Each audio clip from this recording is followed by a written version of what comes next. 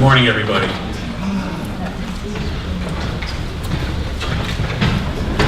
My name is Tom Namick, and from George Hrab's perspective, I am the current headmaster of MKA. Welcome. I'm delighted to see you and delighted to be together in celebration of Mr. Hrab this morning of homecoming weekend. You are in what you might think is Weiss Auditorium, but I think in many ways we're in George's house this morning. Yes. There's I think a wonderful program ahead of us. Our Master of Ceremonies today will be Mr. Jeff Brannigan, who many of you know as a teacher and also our Director of Development. And now in the 2018-19 year, he's back in the classroom, which is a wonderful gift for our students. I've spent a lot of time in recent weeks saying many nice things about George. Frankly, I'm getting a little tired of it. So I'm really looking forward to what we may hear this morning, peeling back the layers of the onion and knowing more about the impact that George has had on his colleagues and his students and the school community overall. I just want to repeat something that I wrote to the faculty and I've shared with George because I think it is such a telling piece of evidence about him and the way he does his work. During the course of the school year, I try to meet with every senior advisory and find out a little bit more about the school and how we're doing. I'm really in search of what we've come to call our occasional blind spots. What is it that we're not seeing, that we're doing, that we ought to be paying attention to? So the question I will put to the students is, tell me a little bit, can you think of anything that you wonder about? You know, why doesn't the school pay attention to this? And please don't talk to me about climate control, the food in the dining room, or the dress code. Those are off the table, and I already know about them. And they come up with some really wonderfully insightful and creative responses. But the other question I always ask is to ask them to tell me about, I guess what I would call the prompt return of graded work. What's been your experience as a student in our upper school? We have pretty high expectations for you. Are we meeting our part of the bargain in terms of the assessments that we give you and getting them back to you in a way that's really useful? I get a variety of responses about this. Overall, the faculty are extraordinarily disciplined in turning work around and giving our students plenty of feedback. And then at the end of that response, I will say to the students, I don't want to hear from you about who might not be doing that well. I don't think it's fair. But I'd love to hear the names of teachers who really understand this commitment to you. And over the last 10 years, as I've gone around to all the senior advisories, one name is mentioned every single time without exception, and that's George Hrab. His attention to detail, his commitment to his students, the way in which they understand, if they show the slightest amount of effort or interest, he is there for them, is extraordinary. So truly, the emphasis this morning and in recent weeks as we've celebrated the beginning of George's 50th year of teaching is that this is about the first 50 years. As far as I'm concerned, he's not going anywhere. And when I go to alumni events around the country and talk about the state of the school, I often will mention one fact that brings everybody a certain sense of joy. I'll say it's good for you to know that Mr. Hrab has signed his contract for the coming year. So, George, there isn't enough that any head of school can say about a faculty member of your caliber, but I'm delighted that we had this morning to focus sharply on what you've done and who you are from an audience and a group of people who adore you. George Hrab.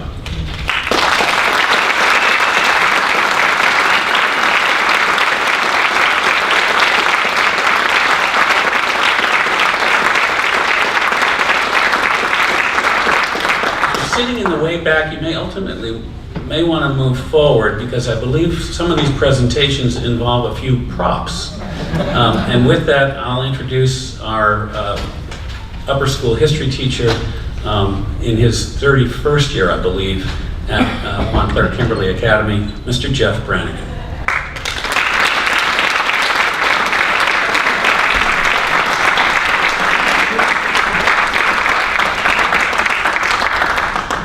I only thought it fitting to prepare for today, since George started in 1969, that I use his original laptop. The only problem I had, George, is where's the delete button? Can't figure that out.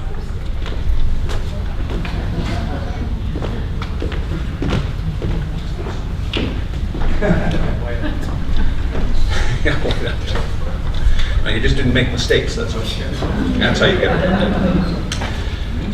George Hrab, 50 years. Wow. First of all, Myra and Sandy, thank you for being with us today. It means the world to the school. For me, it's difficult. I mean, imagine coaching the New England Patriots, and standing right next to you is Bill Belichick. For 50 years, George has been MK's MC. For anything you needed, he was it. So today, George, I'm not going to do it forever, but I'm taking it over for the day. And there's a little bit of nerves that go with that. If you know what a Fitbit is, I have one on my wrist and it does my heart rate. Is there a doctor in the house? Is 175 too high?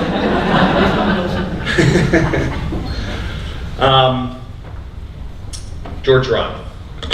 I remember the first time I met George Hrab. I was coming here in the spring of 1988 to interview for a job. And if you know the front of the school, you know that if you've never been here, you don't know where the entrance is, you don't know where anything is. So I found myself wandering into the gym and seeing a guy in a tie and a yellow cardigan. And he was holding a golf club. Like, immediately I thought, I love this place. That here was, and George sort of welcomed me. And I'll always remember that. Because part of it was, he introduced himself as the athletic director, and I said, wait a second. There's an athletic director wearing a tie and a cardigan again. It said so much about George to me. So George is many things. And I think the one thing that's most important to him is that he's a teacher. Okay? He's the consummate teacher. I had the honor of sharing an office with him for, about 8 or 9 years. And George, every time he went to an event and had a name tag, it always said George Hrab, teacher. And he saved them across the top of the bookcase in our office, and it got to be too many. There had to be, by the end, 30 of these things. It said George Hrab, teacher. And I think it's because that's the thing he was most proud of. And I would come in the morning and we'd be sitting there, and he'd kind of wheel his chair around. And he'd point to me and say, Jeff, teacher. To remind me. Well, we have a reminder for you today.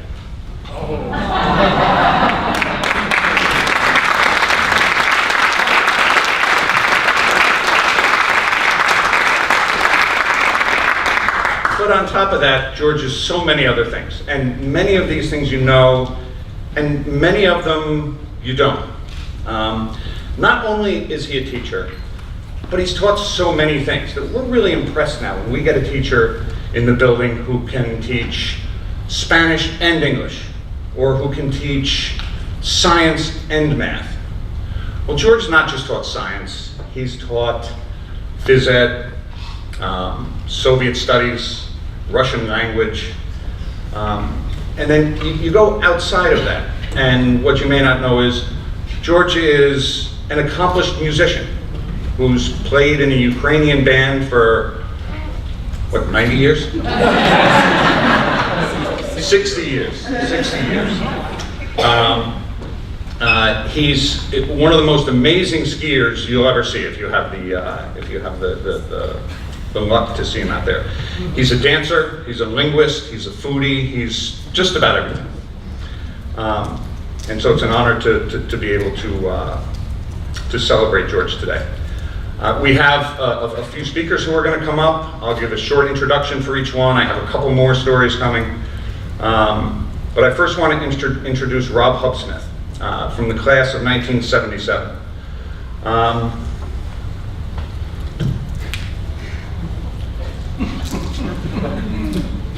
Don't worry, I'm not going to hit you.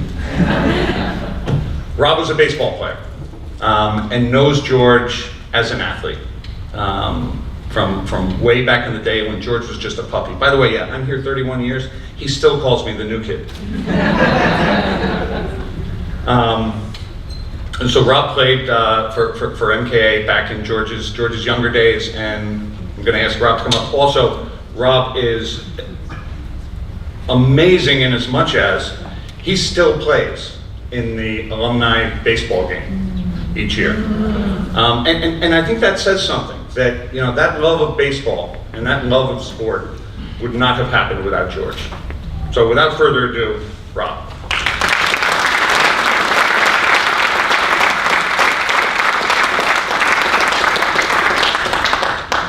Weiss Auditorium, George's house. This brings back memories. Do you guys still do morning meetings? It's the afternoon. It's afternoon. And MK baseball team travels down to Rutgers Prep and all that sort of stuff. I digress. I'm sorry. I'm going to put the old peepers on here.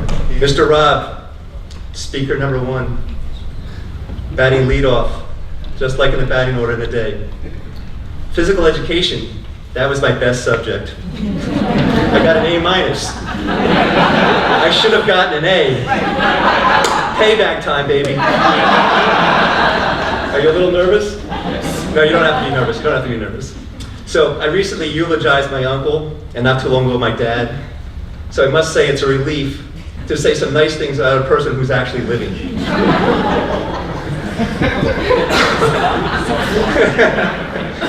I'm truly honored and privileged to say a few words about my favorite teacher, mentor, and coach, Mr. Hrab. So thanks, Jeff, wherever you disappeared to. I think you know a lot about Mr. Hrab, but like all good MKA students, I wanted to research my subject. For someone who's so cool and hip, you'd think that he'd have a social media footprint. Well, when you Google Mr. Hrab, his son Yuki, aka George, comes up. Strike one. So I tried LinkedIn.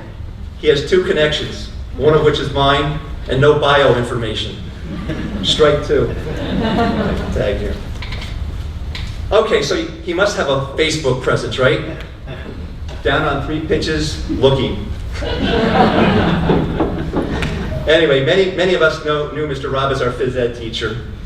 He was passionate about all sports that he taught us, whether it's tennis, volleyball, hoops, soccer, touch football, gymnastics, but I think his passion was really tennis. The sport he was really most passionate about. He would be in the gym with all waking hours practically, hitting with somebody when he wasn't teaching a class, and perhaps when he should have been teaching a class. Our yearbook kiddingly captioned him as saying, "Okay boys, you jump rope while I play tennis." Jeff expounded upon his many roles here, but he was an athletic director. He coached soccer, football, swimming, diving, skiing, and baseball, the latter part of which I really got to know him and appreciated his deep knowledge of the sport and how to play the game the right way. He was an innovator and thought of ways to make us a better team. You know what's coming. We used to play on Van Brunt Field, and as you can imagine, that was an oddly configured park, short right field fence. Rather than deploy a right fielder, he used 2 outfielders, and the third one would play up the middle. And he had me as a second baseman playing 2 positions, so it was great fun being an infielder and an outfielder at the same time. It was a really great defense, and we were using the shift 40 years before the major leagues. Also, because of the short right field fence, he taught many of us how to hit to the opposite field, to right field. And we hit a lot of balls over that fence, and it was ruled a ground rule double, I think, right? Yeah. So I still, use that technique in my playing days. Go to the opposite field a little bit, and pretty effective. He also taught me how to properly wear the stirrups. I don't know if you guys are familiar with stirrups, but they're the colorful socks outside, the white sanitaries, and so he taught us the proper way to do that. And he also taught me how to behave on a baseball field, and I'm happy to report I've only been tossed out of a couple games in my amateur career.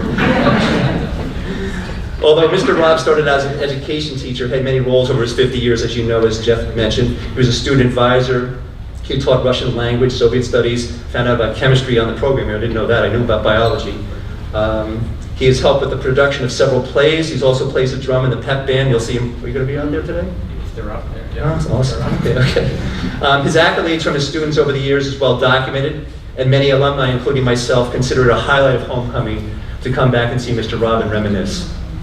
Outside the classroom, he enjoys the aforementioned tennis, skiing, and golf. He's a patron of the arts, dabbles in photography. I didn't know that about you. And is fluent, obviously, in Russian, Ukrainian, Polish, English also?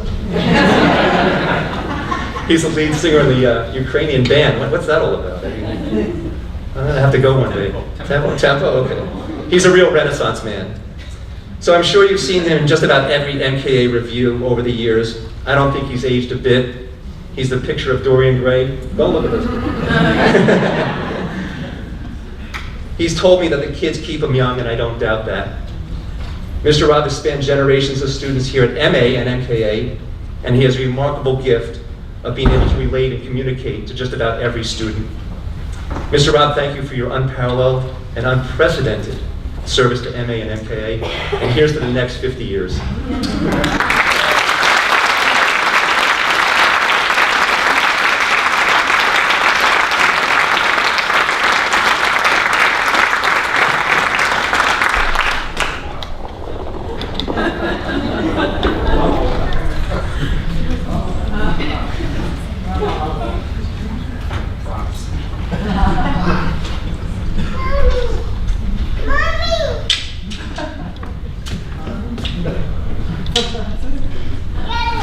Do me a favor and hold these.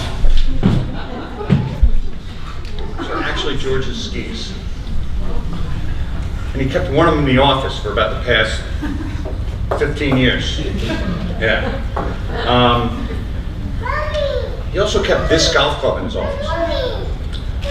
This is from what, 1937? 18. Yeah, but he still uses it. He still uses it. Or sit in head. I bring out the skis for a reason. I'm going to tell a short story. As I've gotten to know George over the years, you know, I become pretty close with he and Myra, and we would often have them up skiing up in the Catskills with us. And I remember the first time he said, yeah, I ski. And I thought, oh God, I'm going to have to spend the whole day on the beginner slope. What are we going to do? Anyway, we went out and we got right up to the top of the mountain on this trail called Wheelchair. And I'm thinking, this is something, and I've been skiing since I was in 3rd grade. You know, I feel like I can ski anything. This slope scares me, okay? It's got huge moguls, deep troughs, everything else. And George says, okay, let's go. So he went first. He went first. And if you've ever seen George dance, he's a magnificent dancer. It looked like he was dancing down the mountain. And it was just phenomenal. So when I say George is an accomplished skier, it doesn't quite tell the whole story. And that's the thing. George has been involved in so many sports over his life. And I got a list from him the other day. We all know about baseball. I threw the volleyball out partially in honor of Mary Bauer. She's here, and she played volleyball for him. But he coached soccer, he coached swimming, he coached diving, he coached a ski team here back in the 1970s. He was an assistant football coach, and before he got here at Dwight Englewood, he coached not only golf, but wrestling. You were scrappy back then, weren't you?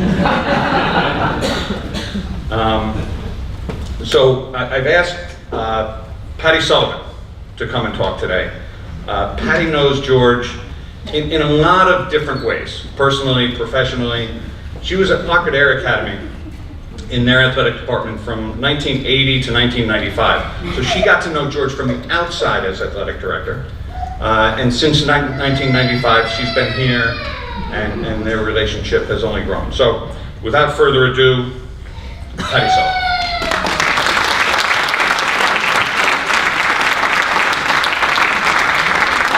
Jeff.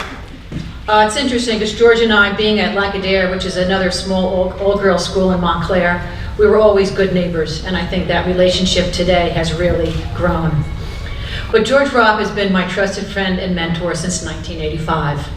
I first met George when I was Director of Athletics at Lacadia Academy, and he was teaching and coaching at MKA. Little did I know I was meeting a legend. From the moment I met him, I realized that George was a tireless professional. And today, many, many years later, George's work ethic, his integrity, his 50-plus years as coach, Director of Athletics, and teacher here at MKA continue to personify this well-known Vince Lombardi description of success. The price of success is hard work, dedication to the job at hand, and whether or not you win or lose, we have applied the best of ourselves to the task at hand.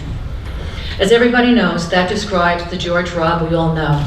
A teacher, a leader whose dedication to the job at hand is why we are honoring him today. 50 years. 50 years, George, you've given to MKA. That's a lifetime of service. When I run into anyone who's known George in the past and sees him today, they all say one thing. George looks the exact same as he did in 1985. From his svelteness to his great speaking voice to the twinkle in his eye, George epitomizes the first-rate professional we all know and love. Always calm and cool and collected in my dealings with him over the years, George was a great ambassador for women and athletics early in his career. When I first encountered George, I was at Lacadia Academy, an all-girls school. I had to call George to ask permission for our girls to use the MKA gym because Lacadia was having a mass and a mission bazaar. So the principal said, no game. Of course, George being George, he graciously gave me permission, and that interaction began a long and special friendship for me, both with George and his lovely wife, Myra. Back in the early days at MKA, when I knew George, he was coaching soccer, volleyball, and baseball, and like me, he also taught. At Lacadia, I coached against George in volleyball. His daughter Sandy, who I had the chance to meet today, played for MKA, and I can remember coming into the MKA gym where there were 50-plus girls playing volleyball under George's enthusiastic tutelage and coaching. Well, that's the George Hrab back then, but who's the George Hrab today? You guessed it, the George Hrab of yesterday is the same as the George Hrab of today. He has withstood the test of time impressively and remained the stalwart leader, teacher, mentor, and friend. Perhaps you've seen the Peanuts cartoon that pictures a huge tree. And sitting under this large tree is, of course, Peppermint Patty and Charlie Brown. Peppermint Patty says, I wonder what teachers make. And Charlie Brown replies simply, a difference. Peppermint Patty, they make a difference. Well, it's exactly what George Hrab has done for MKA. He has made a difference in the lives of thousands of students, and in the grand scheme of life, George has been there to support and sustain us and to be there for us in every way you can imagine. George has been the backbone of the MKA Tree of Life, and he has truly made a difference in the lives of many students who he has taught. George Hrab has given of himself, his humor, his wisdom, his energy, his self-discipline, and most of all, his kindness to countless students and colleagues here at MKA. George has continued to nurture and the model to which it means to be a master teacher, a trusted colleague, a wise counselor, a devoted husband and father, and a beloved grandfather. It's a tall order to achieve all that George has achieved, but then again, he's been working at it for over 50 years. So George, you have given your best to MKA, a school that you love for 50 years, and indeed, you have made a difference.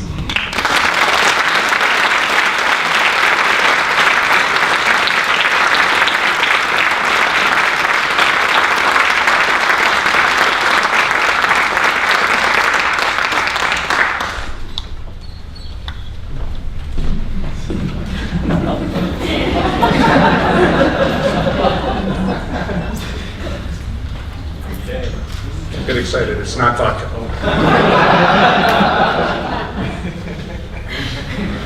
I wouldn't drink out of it because I don't know what was in it before.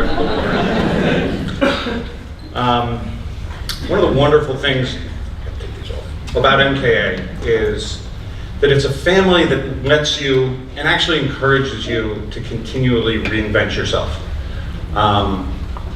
They gave me that opportunity about 12 years ago to reinvent myself as a development officer. Now I'm back in the classroom, they've let me reinvent myself.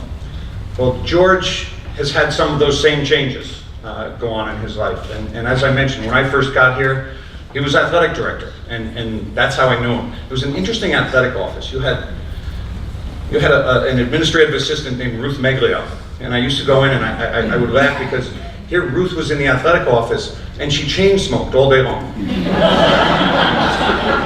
It was certainly a different day because that's back when the faculty room, which had no windows and no ventilation, was also a smoking room for the faculty. And you would open the door and this huge cloud of smoke would come out all the time. George wasn't a smoker. But he was athletic director, and then suddenly, a year after I'm here, he's reinventing himself as this incredible science teacher, where he has become legend. That wouldn't have happened without the department chair at the time, Sue Stratton, who had the wisdom and foresight to make sure that George got into that classroom. So, without further ado, Sue Stratton.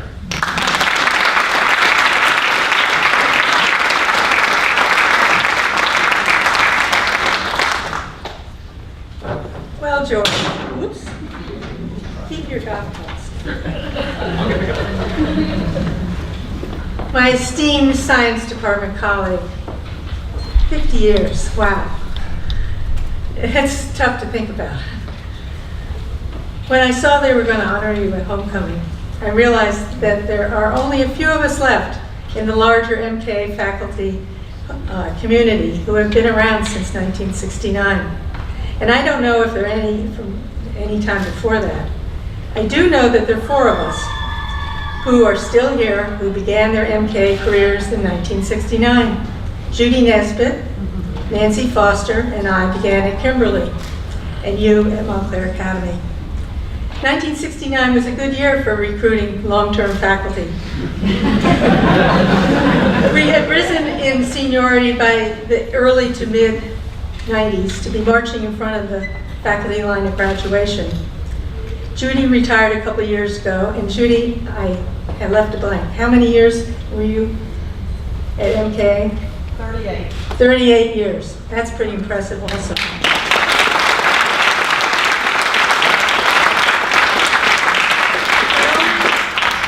But of the 4 of us, only you have taught every year since 1969, an amazing feat. As has been said, George began his career at MK Athletic Department with a bit of teaching Russian, and I guess there were other things that I wasn't aware of on the side. And you became head in 1983 of the Athletic Department when Carmen Marnell left. So how did George get into the Science Department? I mean, I know they're closely in geography in the building, but in the 1988-89 school year, the powers that be decided that the school should become more competitive as a sports power. It had always been George's philosophy, and correct me if I'm wrong, George, that ideally all students should participate on at least one intramural sports team, and for sure everyone on the team should get to play. Participation, not winning, was the name of the game for independent school sports. And I'm not sure George wanted to lead MK to be a sports power, so he was going to have to step down as AD. Well, I was chairman of the science department at the time, and actually I was on sabbatical to work on coordinating the science curriculum K through 12. So I wasn't around every day, and I had not spoken to George. It was when all this became public. It was a day in February. I was here to interview a candidate for an opening for a biology teacher we anticipated for the following fall. And by chance, I ran into George in the gym lobby as I was coming out of the ladies' room. I expressed my sympathy about the situation, and as we chatted, it dawned on me that George's physical education coursework could qualify him to teach biology. And without giving it further thought, I said, George, would you like to join the science department? How great would that be to have George's wisdom on the science department team? My intuition was supported wholeheartedly by the science department and the upper school head, Tim Saburn. The rest is history, as you've heard. George is a stellar example of what it takes to be a good teacher. It's the ability to relate to kids, a loving but firm hand, and a thirst for knowledge. George studied and learned about all the aspects of biology not covered in the human physiology courses he had taken in college. He was a quick study.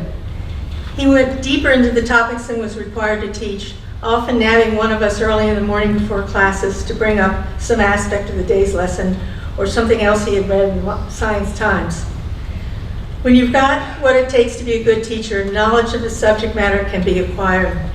In so many fields, and this is certainly true of biology, the knowledge relevant for teaching students changes so rapidly that teachers must keep on top of their field and curriculum. And George has done that for 30 years in the science department. That's phenomenal. Still relating to kids and inspiring them to love biology, well, maybe not all of them, but certainly teaching all of them to learn. Inspiring them to learn, excuse me. George, I only regret that I haven't been with you for most of the second half of your 50 years. I have missed MKA and the camaraderie we had in the science department. We used to joke among ourselves that we were the best department in the upper school because we all got along so well. We certainly had the best parties. Your positive influence as a teacher, I figure, has helped shape the lives of more than 3,500 MKA students. That's a conservative estimate, based on 70 students per year, and that doesn't include the many more students you influenced on the athletic field. I hope you'll still be around when my grandchildren, new to MKA this fall, 2 in the middle school and 1 in the first grade, experience. Myra just fainted. I would love for them to experience a year in the classroom with you. Here's to 50 more years.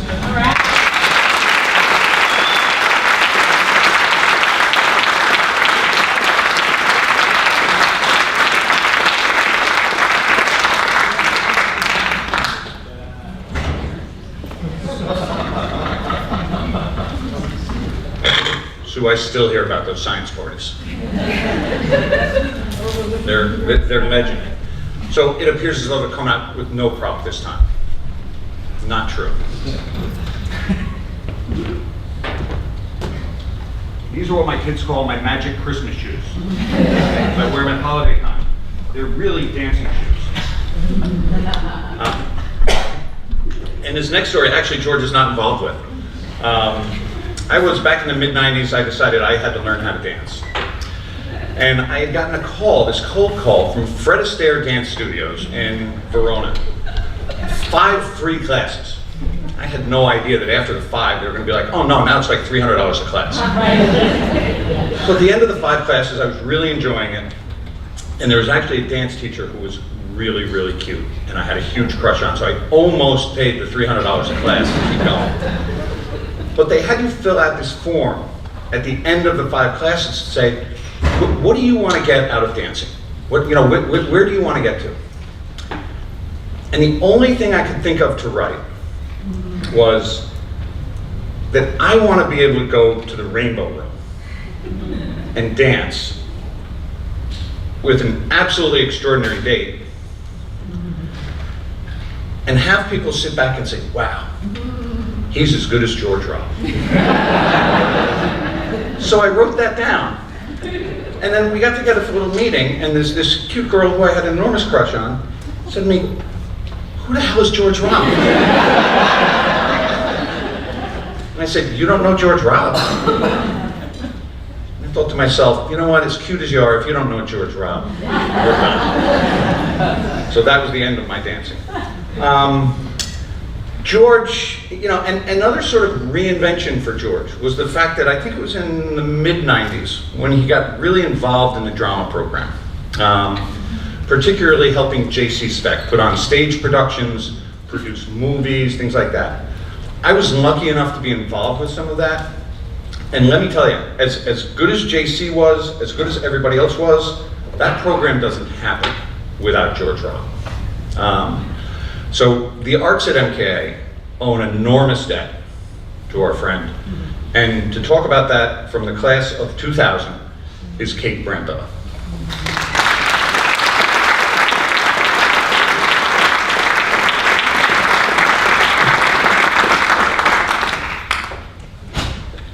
So before I start, I think I'm actually just recalling the last time I stood on this stage behind this podium was I was dedicating the 2000 tracker to Mr. Hrab.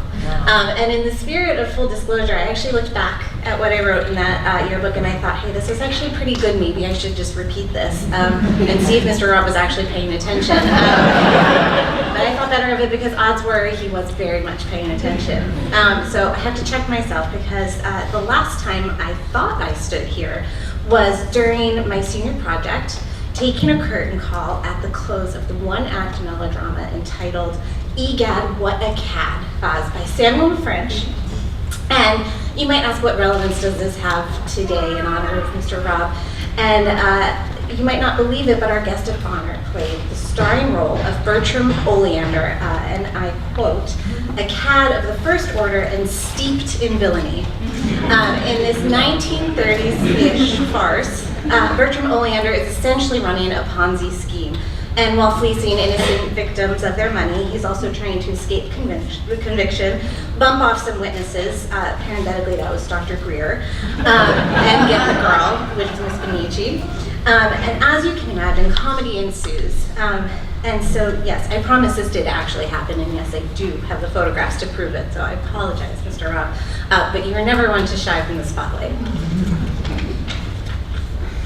So in light of this, you might be wondering why I was even asked back to do this.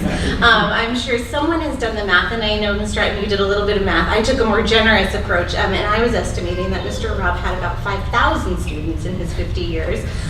So it really is a total privilege to have been asked, and thank you to Mr. Brannigan for reaching out about this.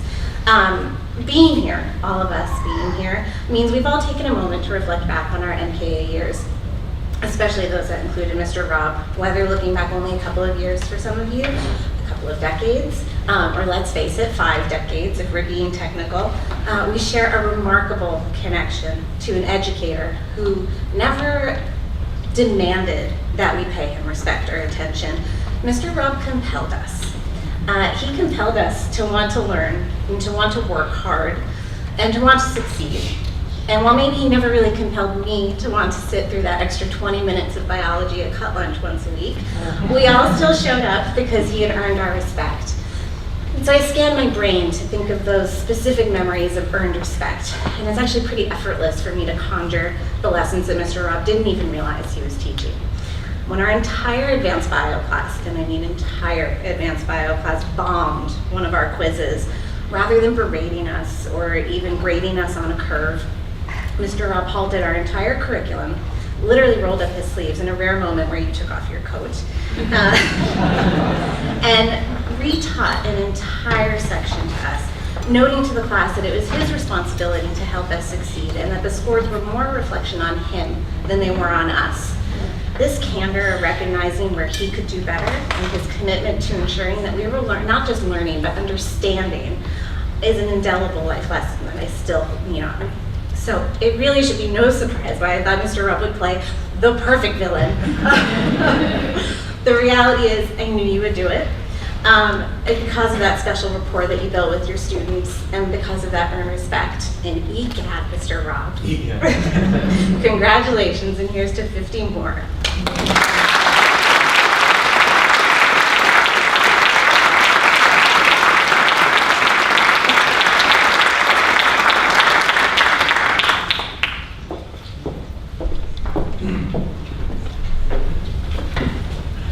I was just looking backstage, and there's a picture of Oscar Wilde back there, and with a little quote, and it says, "Be yourself.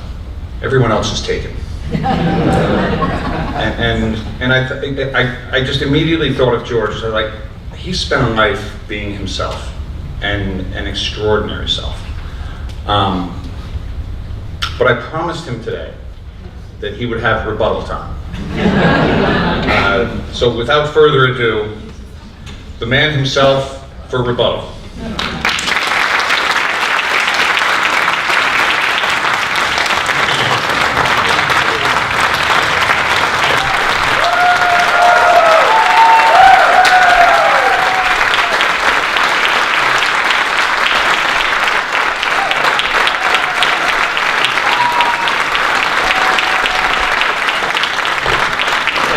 please, I'm not worthy.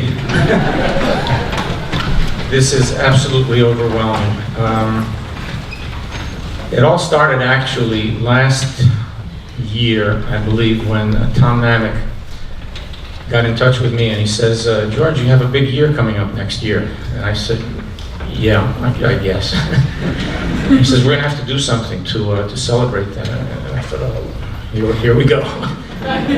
And we were supposed to have a meeting, and the meeting never came through. But then I found out that Jeff Brannigan was assigned the duty of coming up with this year of celebration, this year of the George.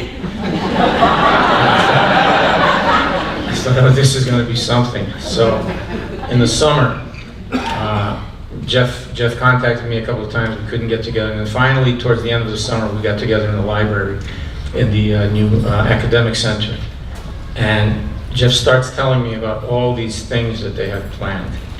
And do you agree with this? And I'm overwhelmed, first of all, because I know that this is wonderful and it's all being done. But I'm thinking in terms of, oh my God, am I going to last? Am I going to be able to deal with it, both physically and emotionally? And one of the reasons I didn't retire is because I didn't want to go through these kinds of things, with these speeches and so on.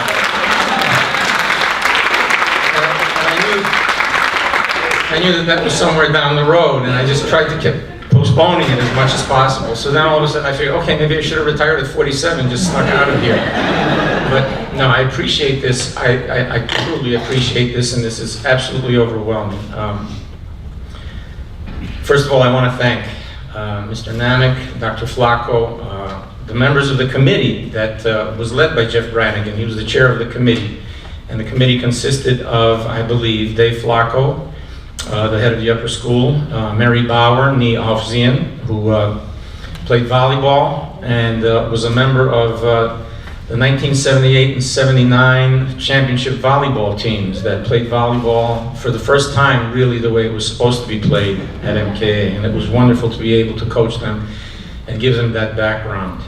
Josh Raymond, a classmate of my son, graduated in the year of 1989. It was great to have him on the committee.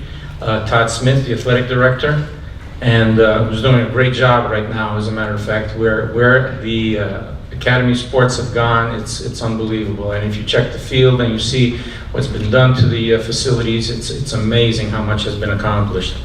And Kim Saunders, the director of communications for MKA. And speaking of Jeff Brannigan, he had a little story about that gym get-together that we had. And it's true. I think I was lifting 50-pound bags of diatomaceous earth to take them downstairs into the basement because I was also cleaning the pool at that time. That was one of the jobs that I had. I got $20 a week for that, and I had to vacuum the pool and clean it and backwash the filters. And it was a diatomaceous earth filter system, so they would deliver these 50-pound bags of diatomaceous earth, and I would have to carry them downstairs into the basement. And one of the years, as a matter of fact, during the volleyball season, I was doing that, and I wrenched my back as I was carrying them, and then I drove the bus to Morristown Baird, where we were playing the Morristown Baird team, with this back killing me, and it wasn't an automatic bus, so I had to keep pressing the clutch also. And I was thinking, okay, am I going to be able to get up the next morning and come to school? And I think that was one of the days that I missed, as a matter of fact, because I got up out of bed and I was bent like this, and I couldn't straighten up. So that was one day that I had missed, and I'm not too proud of that, but I missed it. But Jeff Brannigan, he was in the gym. He was coming through. Maybe he was lost. I didn't realize that he was lost, but he was a candidate both for the history department and as a football coach. And I thought, what a wonderful addition to the faculty right now, because we wanted to have faculty who were coaches also, and young and interested young men. Problem was, he wasn't hired that year. Mr. Gibson, who was the chair of the department, didn't hire him. He hired somebody else. And I think Mr. Gibson realized his mistake fairly quickly, because Jeff was hired the very next year, and he's been a tremendous addition to the school and everything that he's done, from history department chair, instituting new programs, to being director of development, and now back. It's so nice to see him back in the school working with students again. So I thank Jeff for everything that he's done.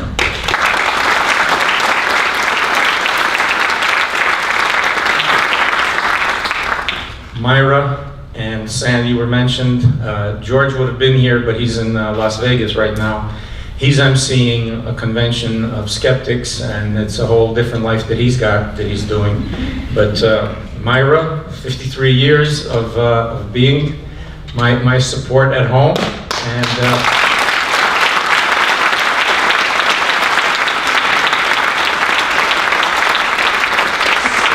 supporting me through some of the tough times, whether it was in coaching or whether it was in my reinventing myself, as they say, which had to be done in certain circumstances. And Sandy, whom I had the pleasure of coaching in volleyball, who then went on and played a little bit in Dickinson College, and then became coach at Morristown Baird. So she actually came back and coached against MKA. So when Mo Baird was playing against us, Myra and I didn't know where to sit, because the fans always move, or at least they used to in the old days. They moved from the one side where the team was playing to the other side where the team was playing. So Myra and I sat right in the middle, and that way we could cheer here and cheer for our daughter at the same time, and we got around it that way. But congratulations. And Sandy drove down here from Connecticut. She's in Connecticut right now, and she's going right back after this. So thank you for coming down here for this.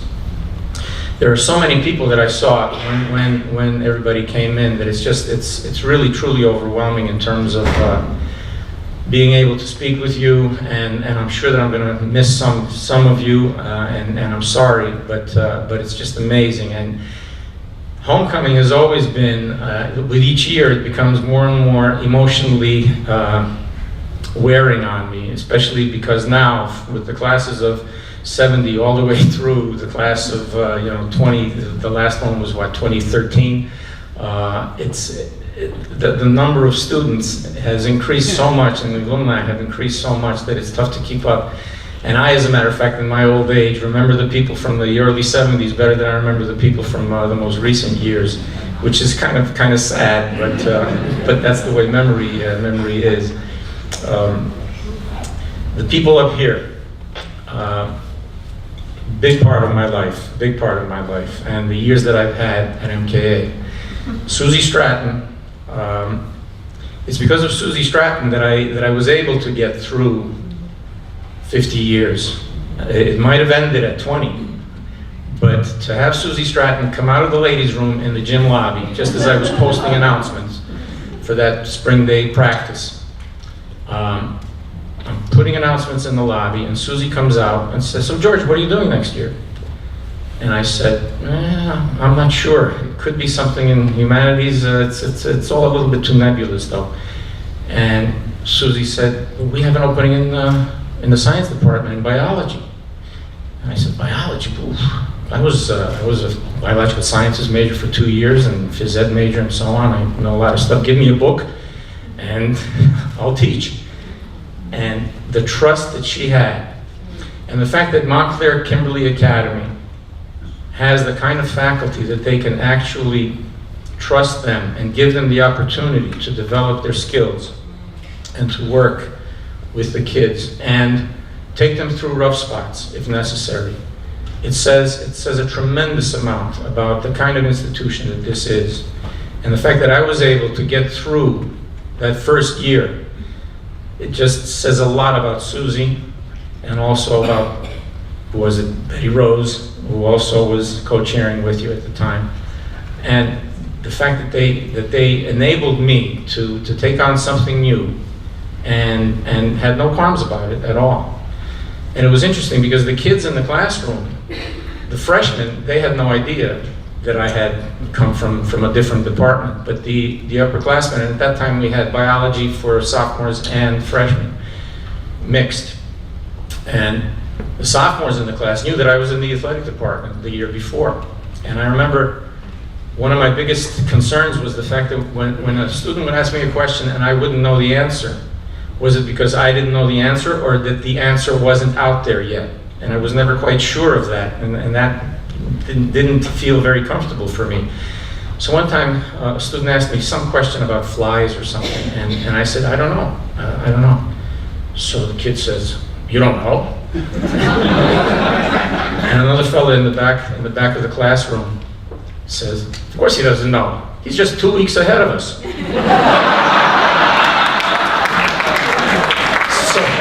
I said, 2 weeks? Thank you for that. If I'm 2 nights ahead of you, that's pretty good. I mean, there was no way that I was going to fool the kids. And that's, I think that year of teaching those kids where I was struggling with the material, and I knew that they were struggling with the material, that gave me a sense of what it meant to be taking in that material for the first time. And that sort of gave me that feeling of what it's like that I think I'm losing now after 50 years, because it's like, how come you don't get it still? But it was at that time that I realized that, you know, these kids are struggling through this just as I was the night before. And I was trying to get this across to them the next day. And it's a unique situation, and this kind of, you know, reinvention. But it was for a teacher to realize what it's like to be that student. It's always, I think, been a tremendous benefit for me, because I've always felt like the students need to be reassured somehow that we understand what they're going through. Rob Hupsmith, thank you very much for your kind words. Rob was put into that crazy situation where he played second base and right field at the same time. We backed him up from second base far enough so that he was halfway between, and we didn't really have an infield. We had dirt areas where first base, second base, and third base were, and we had a mound of dirt placed where the pitcher's mound was, and then we had a backstop, and that was it. And then as the year progressed, because people running around the base paths, you would sort of have worn out regions between the bases, and that was about it. But Rob was placed halfway between the baseline between first and second and right field, which was only 220 feet out there. So, and he had a lot of ground to cover, but we realized that anything that was hit out there sharp enough, we could still get them at first base. So the first baseman had to be ready that he'd be getting throws from right field all the time. And then Mark Donatiello was the guy who was out in left field, and he had to cover a tremendous acreage out there because that went out over 400 feet towards Bloomfield Avenue. So, and he started playing as a freshman for us, which in those days we didn't have. We didn't have freshmen playing in those days. That was freshmen and sophomores played primarily JV, and then juniors and seniors automatically came up to the varsity, and whatever abilities they had, they were varsity players, and that's the way it was. But Mark was good enough that he came up and actually played with us from his freshman year. And Hubby played through 2 seasons and finished as a matter of fact with the 77 team. And good for you, because the 78 team was the team that didn't have a home field. And we had to play all our games on the road, and we really didn't have any practice areas at all. We tried to use mountainside field, and these little kids would chase us off because they were there first. And I didn't want to argue with the kids, so they had bad reputation for MKA, so we'd get back on the bus and go back to MKA, go in the gym, and hit grounders to people. Mr. Chudamo would be hitting grounders to you guys all the time. So, but this was without a field, so we were always the away team. And that year, during the Spring Awards, and in those years during the Spring Awards, they had a little comedy presentation where they had a show that was put on. They called it some kind of news hour. And one of the things that they did was they showed a picture of me, like a mugshot, on the screen. And my number underneath was 0-16-1. And that was our team's record for that year. We were 0-16-1 tie because of darkness. That was a tough year to get through. And the fact that we survived through that year and then were able to play the 79 season on a brand new field and get the kids used to that brand new field at the middle school was tremendous. But we also had some very good players on that team. And that team, believe it or not, after going 0-16-1 the next year, won the state championship. So I congratulate them for hanging in and carrying on and getting through it all. The other thing that I remember about Hubby over here is we had gone down to Tom's River. Myra and I had gone down there in I guess it was the year 90s, and our softball team was playing very well in those years, and they're still out there. But They were playing well, and they were in the state championship game. And so there was a walkway sort of above the field, and there was a fence up there. And I walked over to watch the softball game. I had come from the baseball game to the softball game. And I'm watching the softball game, and another fellow comes up and stands next to me. And we're watching this play, and the ball gets hit, and it goes under the fence, and it's sort of stuck there. So I start saying, call interference, instead of the girl, rushing for the ball. And the fellow next to me says, yeah, call interference. I mean, the play's got to stop. It's got to be a double, nothing else. And then we look at each other, and it's like, hubby? You remember that? And it was the first time I think I saw him from homecoming days, when you guys came back. It was so amazing to see, because here was somebody who knew the rules, talking to another guy who sort of knew the rules, and it was just, and we were agreeing, and it was just, it was terrific to go back all of a sudden, all those years, and to have hubby back there again with me. So that was great. Thank you, Bob. Patty Sullivan. Patty Sullivan coached against me and coached against our team, and it was always a pleasure, because the competition was competition, but it was also a friendly competition. And it was never one of these things, and I always told the students, don't tell me that you hate Pingree or that you hate Maubert. You're going to wind up a roommate of somebody from Maubert or a roommate from somebody from Pingree, and you're going to be the best friends because you had a very similar experience. So don't tell me this stuff about hating each other, And Patty Sullivan from Lac-Radaire, and as a matter of fact, congratulations for Patty, because she, 2 weeks ago, was inducted into their Hall of Fame in a special ceremony. So congratulations to Patty.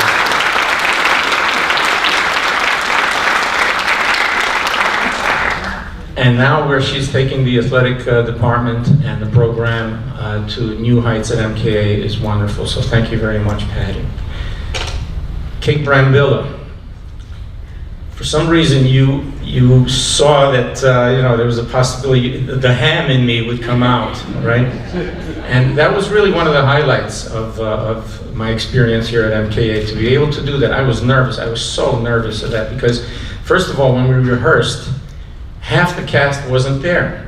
Dr. Greer would not show up. A person from the middle school would not show up. I don't know if you remember this, but she had to throw lines at us because of the fact that half the people weren't there. And we kept being reassured, no, it'll be okay, we'll be there for the performance. And I'm like, come on, I mean, having worked with JC, I knew how important it is to be there for the rehearsals, because the performance depends on that. So I sat there with a tape recorder, playing my cues ahead of my line, so that I would know the line that I had to deliver at the time that I had to deliver it. Dr. Greer didn't know his lines at all, and he sat with a book in which he had the lines. My proposal to Kate was that we actually post the script all over the set, so that wherever Dr. Greer went, he could actually read certain things, and that would have added to the sort of humor of this thing. But Kate didn't agree with it. She was the director, so whatever she said went. I only disobeyed her one time, and she didn't want me to ad-lib this little line, but the person who was my romantic intent in this play was in a white nurse's uniform during the day, and then later on she comes in dressed in a different nurse's uniform. And I don't know if you remember, but at that time there was a commercial that was on TV that dealt with where somebody. It was a mock on the Russians and the Soviets, where they say, "Oh, evening there," And so she comes out with this dress with the Red Cross over here, because she was a nurse, with the Red Cross over here, and I looked at her and I go, "Oh, evening there." And Kate didn't want me to do that, and I thought, no, I got to do that line. I have to do that. So I apologize for going against your directorial wisdom. So thank you all for those words. I've got to make it through this. I started 50 years ago, in 1960, that fall of 1969, just about where Dr. Flacco was sitting back there. I came in. It was the first morning meeting that we had. I took one of those very back seats over there. On the stage, this podium was in the middle. These chairs were behind the podium, and on the stage were Phil Anderson, the headmaster, Carmen Marnell, the athletic director, Jay Stevens Bean, some of you guys will remember these names. Jay Stevens Bean, the head of discipline. A student, the president of the student council, and a reader of the message of the morning. There was always somebody from the faculty who read a message in the morning. I sat back there and I saw the entire student body from 7th grade to 8th grade, all the way down to seniors, which is somewhat similar to what we have now. In the audience were sophomore Robert Jackson, mayor of Montclair right now. Senior, I got it written here. Herbie Tate, senior, who became Essex County prosecutor. Peter Redpath, who's sitting here. Dean Palucci, okay? We got all other classmates here also. And I knew immediately from the formal aspect of that meeting that this was a special place, that it was disciplined, it was traditional, it was something that was, for me, it was needed in those turbulent years at the end of the 60s and going into the 70s. And it had an immediate impact on me to see the kind of serious approach that was taken by the administrators and how the school was run. It was totally different from Englewood School where I had been, and it made that immediate impact has stayed with me. And graduation, the ceremony that we had in the church and that we still have, and yes, I was at the back of the line that year. You know, Dave Flacco keeps having jokes about the people from the back of the line eventually marching in with me, but I was at the back of the line in those years. So it had that impact on me that this is a special place. And luckily, after having instituted the PE program here and worked with youngsters, the 7th and 8th graders during the day, and then ultimately working with the upperclassmen once they were able to be scheduled during the day. The intent wasn't for me to coach. I wasn't supposed to be a coach. That's what I had applied with. I wanted to work primarily with the PE kids, with those students who needed that kind of attention. But with that first spring, when Ed Van Brunt retired, Phil Anderson named me as assigned me as the varsity coach.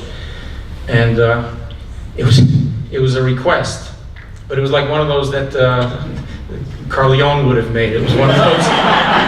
It was one of those requests. I remember kind of asking Myra. I said, "Do you think? I guess I should take it. You know, it's an offer I can't refuse, right?" And it was right. And it was wonderful that they saw in me that I would be able to coach them. I coached 7th and 8th grade baseball at Englewood School, but I had not coached varsity baseball, and they had enough faith in me that I, again, faith and trust that I'd be able to do it. I remember one of my first realizations of Montclair Academy was when Peter Redpath led the 7th and 8th grade basketball team into the gym at Englewood School. And they were organized, and I was coaching the 7th and 8th grade basketball team at Englewood, and they were organized, and Jimmy Marnell, Carmen Marnell's brother, was coaching them, and they came in, and they blew us out of the gym, and I just thought, oh, that's a place that is serious, and I remember that. And then coming up here and seeing Peter again, it was wonderful to make that connection again. But to have those years, and to have the first 20 years be part of physical education and athletics, and then to have the opportunity to join the science department, it's like two separate careers. I mean, that's why I think I've been able to last, because it's always been a challenge to deliver in a certain different venue, in a certain different way. When I left the athletic department, I realized that I wasn't going to be coaching, so I needed to do something else.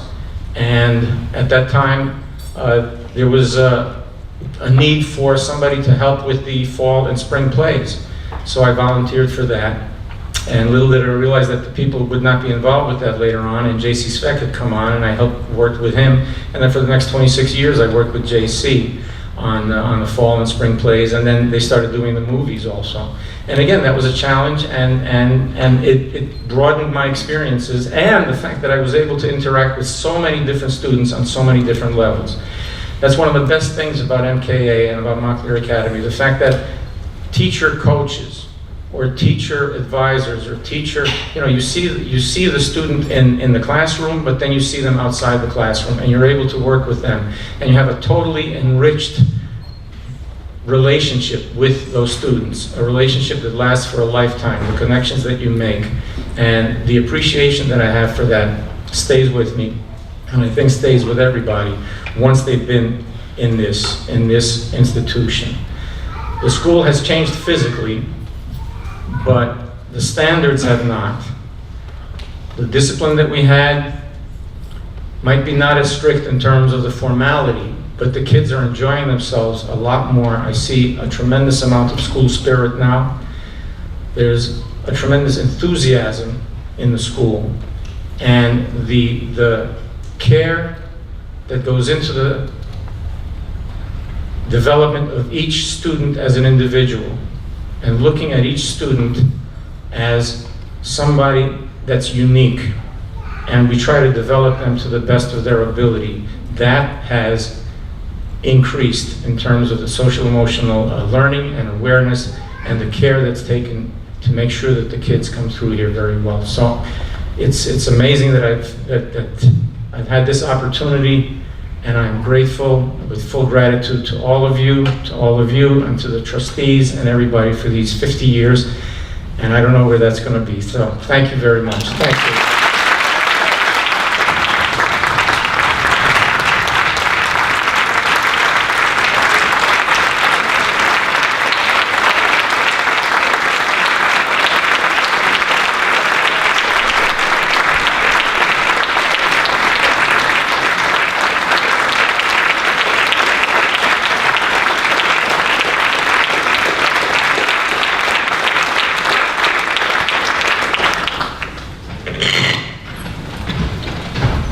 I'd like to close the program today with one last speaker. The problem is that speaker couldn't be here. He did send something, so I'm going to read a brief statement that we have, and you'll find out at the end who the speaker is. I won't do it with the same flair, I'm sure, that this person would have done it. Greetings, MKA. I'm so sorry that I'm unable to attend today, but at least the reasons for my absence does give me some solace. It's quite a testament to the legacy and personal influence of Mr. Hrab that I'm writing to you from Las Vegas, where I'm performing my songs while emceeing a science conference for 1,000 professors, academics, and critical thinkers. Mr. Hrab has always represented the ideal commingling of art, science, and athleticism with a sublime curiosity for how the world actually works. The term Renaissance man gets bandied about often, but if one considers that Renaissance literally means rebirth, it's easy to see that George's enthusiasm, interest, commitment, and curiosity through teaching is much like that of someone being constantly enlivened and formed anew. And in a way, due to the nature of high school, every 4 years there's a kind of chrysalis, where a new set of fresh faces gets to experience and absorb the genuine yet wise excitement of ideas through Mr. H's intellect and expertise. He in turn also gets to be reborn in a way, with a constantly changing array of students. In his 50 years, this puppa to pupil process has fully occurred over 12 generations, thereby making the true impact of his influence all but immeasurable. I love the fact that Mr. Hrab has worked at MKA longer than copy paper has existed. Yeah, those old mimeographs were great. I love the fact that when George first started teaching, the Beatles still had 3 albums left to write and release. I love the fact that Mr. Hrab first walked across Van Brunt Field a year before men walked across the moon. I love the fact that when George began his tenure in Montclair, he was closer in time to World War I than we are to Woodstock.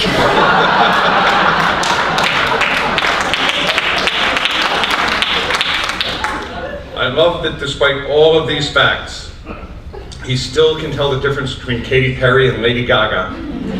And most of all, I love and I'm humbled by the fact that I get to call him Father.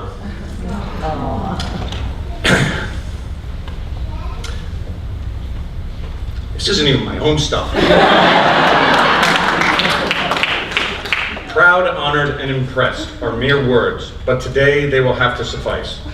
Congratulations on the first 50, and I wish you nothing but all the absolute best. Hi, Mom.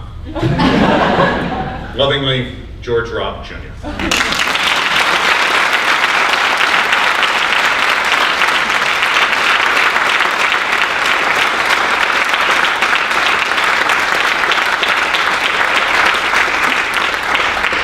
So I couldn't have summed it up any better than that, but probably I speak for a lot of people here when I'll close by saying, when I grow up, I want to be George Hrab.